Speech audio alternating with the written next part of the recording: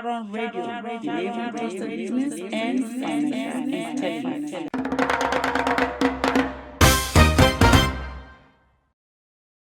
Excellent noon and welcome to Sharon Business Radio, the voice of the economy. We'll bring you all you need to know about the stock market and the business world right at your doorstep. I am Billy Nwogu. Thanks for joining us. Nigerian markets reopened today after Tuesday's Eid al-Maulud holiday with a 10-session equity correction still unresolved. The All-Share Index last closed at 239,085.17 points on Monday. The Central Bank of Nigeria is offering 700 billion naira across three maturities at today's Treasury bill auction, including 500 billion naira of 364-day paper. Secondary market yields have risen to 18.89%, keeping government securities a strong competitor for equity and private sector capital. On the fiscal front, the federal government puts fuel subsidy savings at 15.8 trillion naira between June 2023 and December 2025, although expenditure growth continues to outpace revenue gains. In the energy sector, NNPC and the OML 118 contractor parties on Monday executed production sharing and dispute settlements Abdenda, moving the Bonga Southwest Apparel project closer to final investment decision.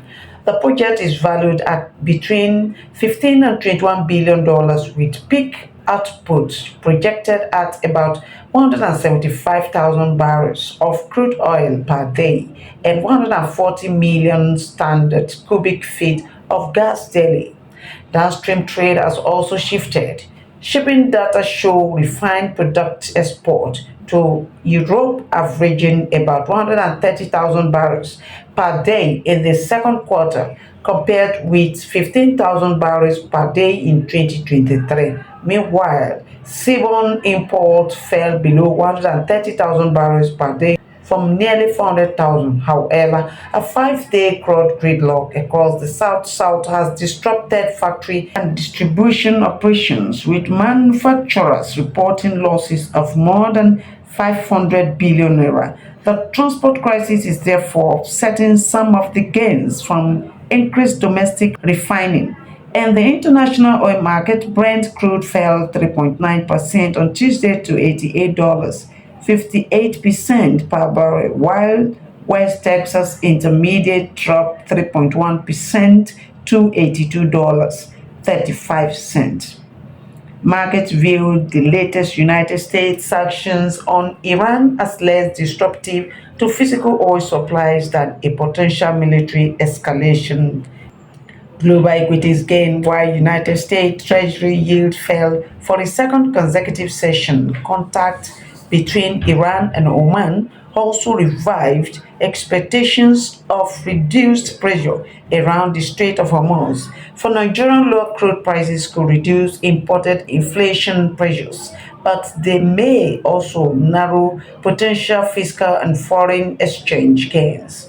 Market watchers are expected to focus today on trading breadth and turnover, the stop rate and bid cover the 700 billion naira treasury bill auction.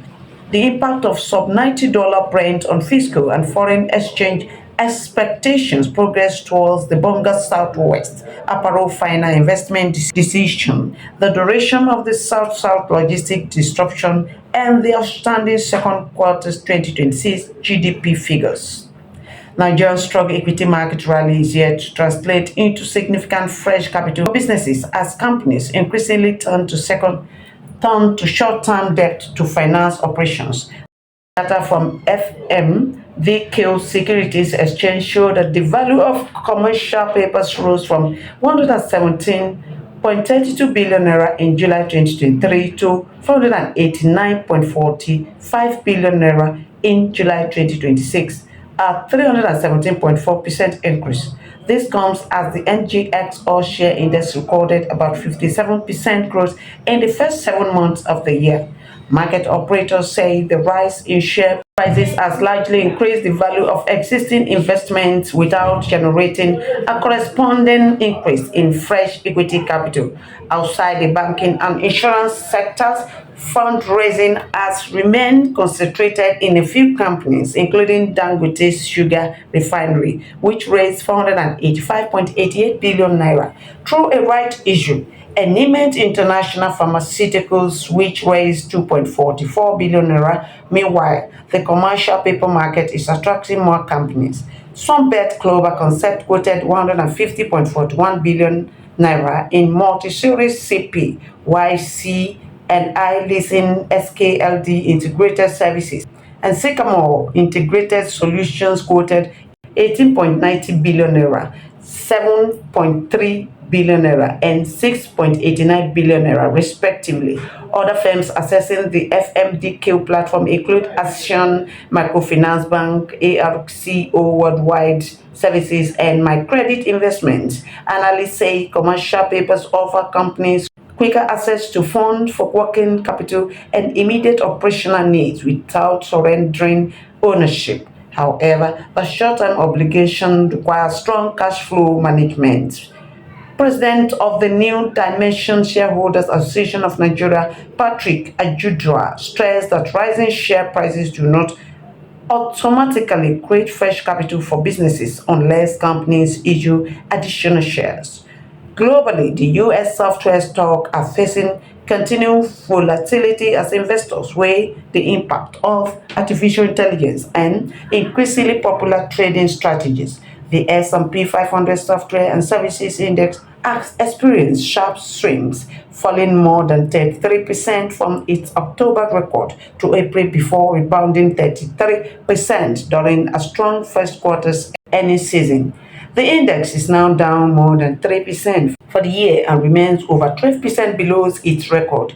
Investor attention now turns to earnings from Salesforce and CrowdStrike, followed by Oracle in September. Microsoft shares have also surged 29% in 8 sessions following its July 29 earnings report, highlighting the sector's rapid swings. Analysts say momentum trading, leveraged exchange traded funds, and single day options are amplifying price movements. The number of single stock leverage or inverse ETFs has surged to 486 from just 28 at the end of 2023, according to Morningstar, increasing the potential for sharper daily gains and losses. Despite strong earnings, investors remain cautious over AI's long-term impact on software companies. Second quarter earnings are currently projected to grow 24.4% above the 16.4% growth expected before the reporting season began. However, analysts warn that if future earnings fail to meet elevated expectations, software stocks could face renewed selling pressure. And that's all we have for you this afternoon on Sharon Business Radio. For more updates on business, finance, and the economy, follow us on TikTok and subscribe to our YouTube channel, Sharon Radio. I am Billy Nwogo. Thank you for listening. Sharon Business Radio, the voice of the economy. Until tomorrow, when we'll be bringing you another update on stock and business news. Please continue to follow us and recommend us to others. Thank you for listening.